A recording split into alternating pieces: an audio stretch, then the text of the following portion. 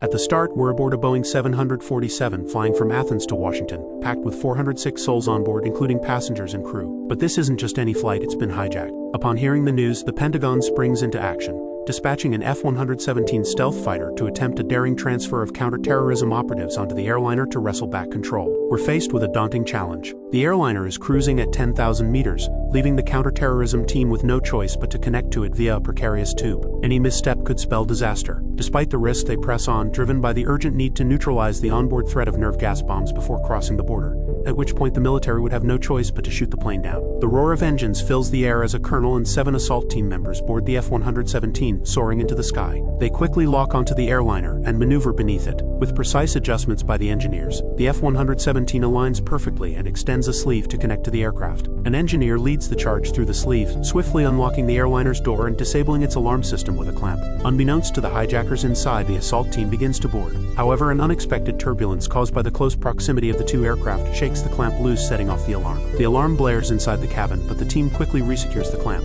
Nevertheless, the hijackers grow suspicious and force the pilot to ascend rapidly, putting both the airliner and the fighter in peril as the connecting sleeve tightens. In a critical decision, a lieutenant colonel, yet to board, seals the fighter's hatch, sacrificing himself and the aircraft to ensure the mission continues. The situation escalates as the lieutenant colonel is ejected and the fighter disintegrates. The Pentagon, noticing the fighter's signal vanish, fears the worst and prepares for a possible strike by ordering a carrier towards the Antarctic, ready to shoot down the airliner if it crosses the border. With 6 team members aboard, they find their bomb expert with a broken spine. Amidst providing emergency care, they're startled as the cabin door swings open. The hijackers had sent the pilot to investigate an alarm, leaving him stunned upon encountering the armed operatives. Fortunately, his composure prevents panic. The team hands the pilot a burnt circuit board as a decoy and quickly regroups, only to discover their communication gear missing. Time is of the essence, with less than 4 hours to the border, beyond which the government will take decisive action. The team must act swiftly. With the team leader fallen, Carlos steps up as the interim commander. The primary objective is clear: regain control of the aircraft by locating the head hijacker. The team refines their plan, assigning one member to locate and neutralize the bomb,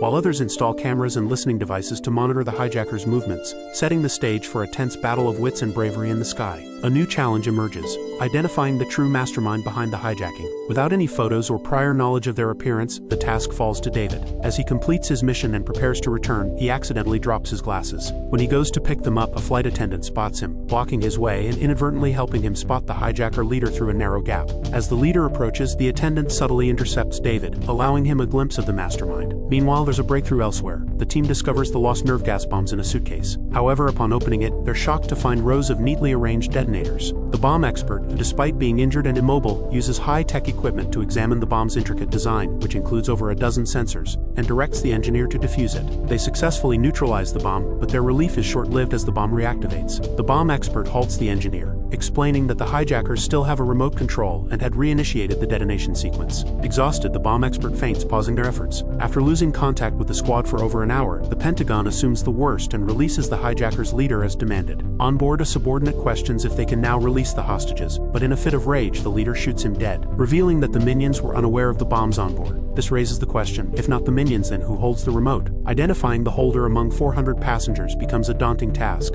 David recalls the flight attendant who had previously blocked him and contacts her. Initially hesitant, she agrees after some thought and begins scrutinizing every passenger. She soon spots an unusual man, notes his seat number on her palm and relays it to the assault team via the surveillance system. Meanwhile, the engineer decides to attempt defusing the bomb again. As he prepares, the bomb reactivates, but unexpectedly, it doesn't explode. On closer inspection, he's stunned to find that the apparent bomb was a decoy. The real bomb is hidden beneath, rigged with a far more complex array of infrared triggers, presenting a challenge of a whole different magnitude. Fighter jets zip past the hijacked airliner, signaling a stern warning to the hijackers to stand down or face military force. As the airliner shows no sign of compliance, the fighters gear up for destruction. However, in the nick of time, the pilots spot a red light flashing from the airliner. It's clear that the light signals Morse code from the assault team, pleading for an additional 10 minutes. The Pentagon, receiving the message, grants the request, valuing the lives of the over 400 passengers on board. With the clock ticking, the engineer is now under immense pressure to defuse the bomb within 5 minutes. David, under the guise of the flight attendant, makes his move towards the cabin to confront the suspected hijacker. Upon closer inspection, David realizes his mistake, blowing his cover. Nonetheless, as a seasoned counter-terrorism agent, he quickly identifies the real suspect and disables the remote control with a precise gunshot. The shot attracts the attention of the hijacker leader. An air marshal intervenes, saving David but sacrificing himself in the process. The team, sensing trouble, cuts the plane's power. Equipped with night vision goggles, they quickly neutralize most of the hijackers. Despite their efforts, the leader activates the bomb. Miraculously, the engineer uses a straw to interrupt the detonator at the last moment, averting disaster. Yet the hijackers, realizing their plan has failed, begin a desperate shooting spree. The assault team eliminates the threat and rushes to the cockpit, only to find both pilots deceased. With no one left to fly the plane, David, overwhelmed by the complex controls, steps up. However,